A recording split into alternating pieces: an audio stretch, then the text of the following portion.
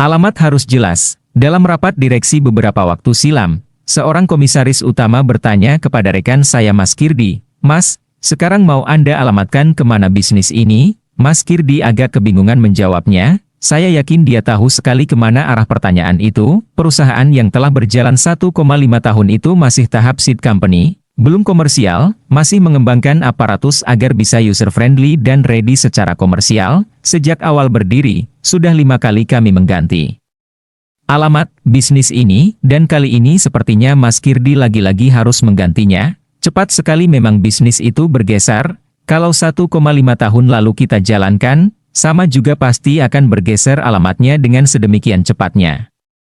Bedanya jika organisasinya jalan, sudah ada karyawan, tidak semua staf sanggup bergeser cepat. Ini bisa membuat perusahaan cepat menjadi plateau bisnis. Plateau disebabkan SDM tidak sanggup lagi bermetamorfosis. Sudah kelelahan dan tidak ada daya pantul lagi. Sekarang kita kembali ke urusan alamat tadi. Baiklah. Akan saya jelaskan apa yang dimaksud dengan alamat bisnis. Mau dialamatkan kemana bisnisnya? Kita ambil contoh Gojek deh, yang semua orang sudah kenal. Sewaktu berdiri, Gojek mengalamatkan masalah tukang ojeknya, bagaimana agar tukang ojek mendapatkan peluang usaha yang lebih baik.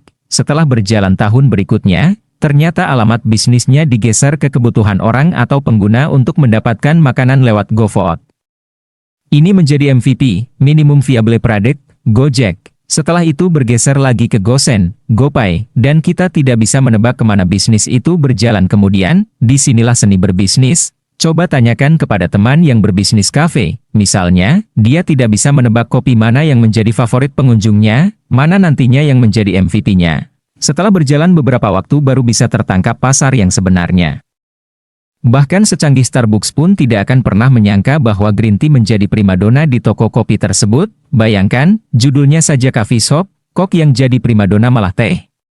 Perusahaan setua Starbucks yang hampir berusia 50 tahun saja bisa terus menggeser alamat bisnisnya, menggeser MVP-nya, apalagi kita yang baru mulai.